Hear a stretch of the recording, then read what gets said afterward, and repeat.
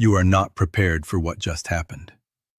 In a span of 9 minutes last Friday, Shanghai silver prices shattered barriers that analysts said would hold for months, sending shockwaves across markets that are still trying to catch up. This is not a minor fluctuation, and it is not random. What you witnessed was the visible tip of a vast, carefully engineered financial mechanism that most people will never fully understand until it is too late.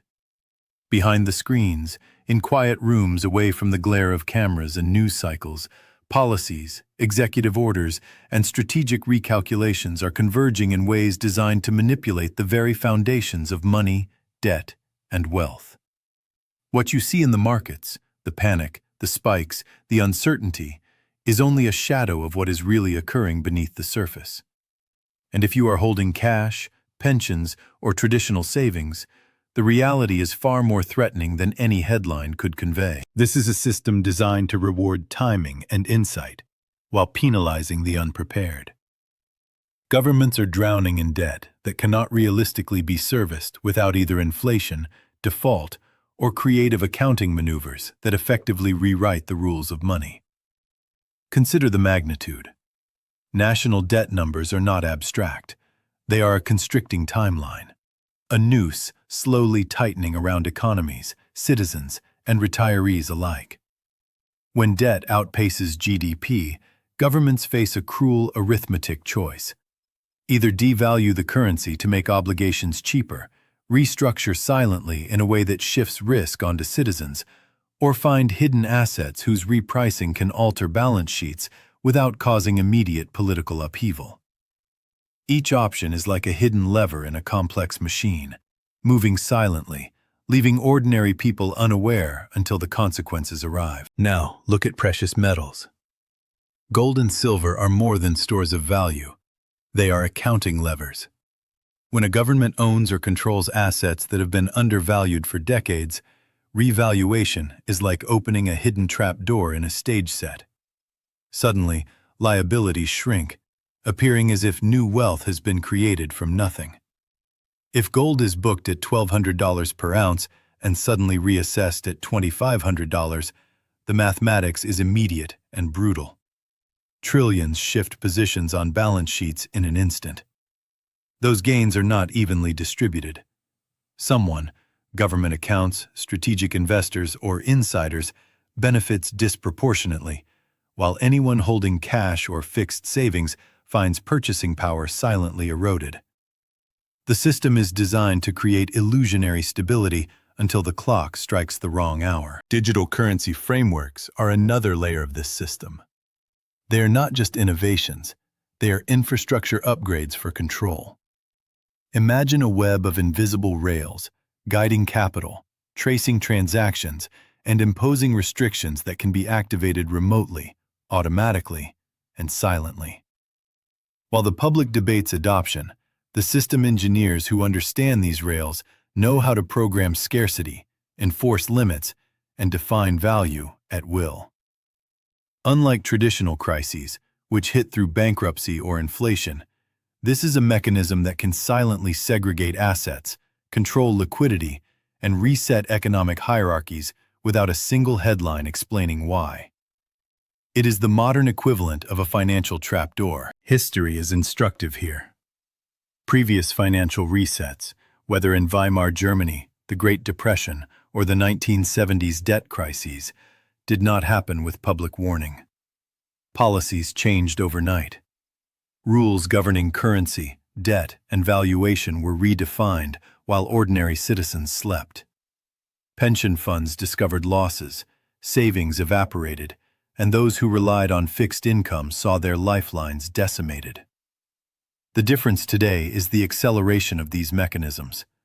Advanced computing, digital finance, and global interconnectedness make these resets faster, more precise, and more difficult to detect until they are fully operational. The window for action is not measured in months. It can be measured in minutes. Let's break down the mechanics with a simple analogy. Imagine a stage filled with chairs, representing assets, liabilities, and obligations. The music plays as debts grow, deficits expand, and markets fluctuate. For decades, policymakers have added chairs, removed chairs, and even rotated the stage beneath you. Now, the music is nearing the final note. When the final chairs are removed, or when certain assets are revalued, the positions you thought were secure disappear. There is no panic, no crash, no sound of alarms, only realization, after the fact, that you were standing in the wrong place at the wrong time. This is exactly what the silver shock in Shanghai represents: a sudden movement of value, signaling that some of the invisible levers controlling wealth have already been pulled. The implications for ordinary citizens cannot be overstated. Savings in traditional accounts are not protected against this kind of systemic shift. Retirees, depending on fixed payouts, are particularly vulnerable. Even diversified portfolios can be blindsided if the underlying mechanisms, revaluation, digital control, or debt restructuring, are not understood. When governments manipulate balance sheets, they do not announce winners and losers. They only announce stability. The real winners are those who anticipate the movements and position themselves ahead of the shift. The losers are the unprepared, who wake up one day to find that trust, purchasing power, and even perceived safety have been quietly reset. Now consider silver and gold in their dual roles.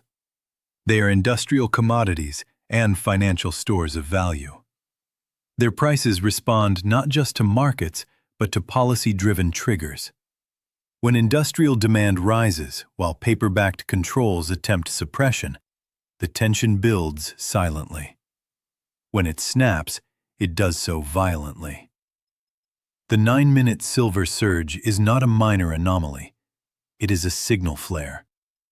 It tells us that one of the trapdoors in the system may already be open, that the timing mechanisms are accelerating, and that certain positions, particularly in paper currency, bonds, or unhedged cash, could be caught in the collapse. Cryptocurrencies, often dismissed as speculative or fringe, are quietly integrated into this framework. Digital currencies provide authorities with rails to program scarcity, control timing, and enforce systemic resets in ways that traditional cash never could. While governments debate regulation, insiders understand that programmable finance is a tool of extraordinary power. It allows for selective revaluation, immediate execution of policy, and even the silent erasure of obligations, all with precision. Ordinary citizens, unaware of the protocols being encoded into these systems, risk being excluded or diluted. Time itself is an instrument in this drama. Debt crises, revaluation, and digital frameworks all operate on timelines invisible to the public. Policymakers control the tempo.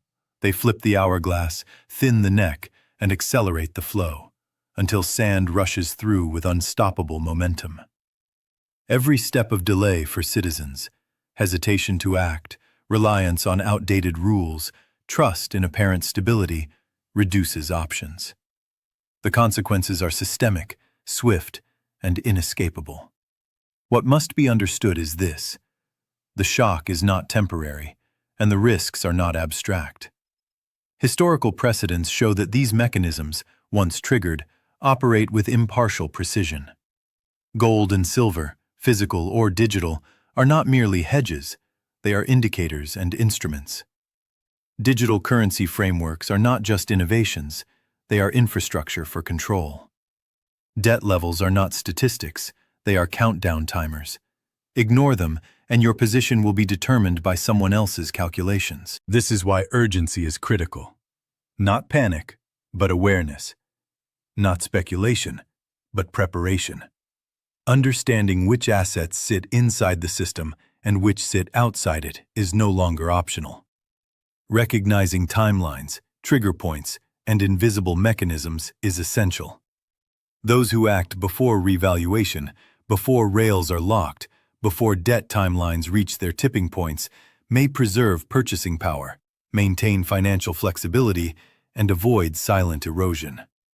Those who wait for announcements, headlines, or consensus are already at a disadvantage. In the end, It is not the silver price, the crypto framework, or the gold revaluation alone that matters. It is the convergence, the simultaneous alignment of hidden policies, digital infrastructure, and debt pressures that makes ordinary savings and investments vulnerable. Every step, every calculation, every delay compounds risk. The system is already in motion. The trapdoors are there. The music is still playing, but the final chairs are approaching. By the time the general public realizes what has happened, the mechanisms will have executed completely. There will be no warning, only after-the-fact explanation. But the signals exist now, if you choose to see them.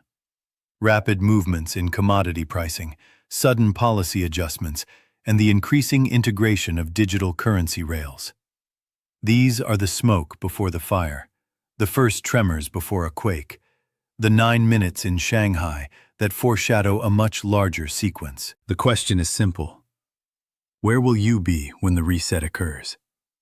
Standing inside the ledger, positioned for preservation and foresight, or outside the trap door, watching value evaporate silently?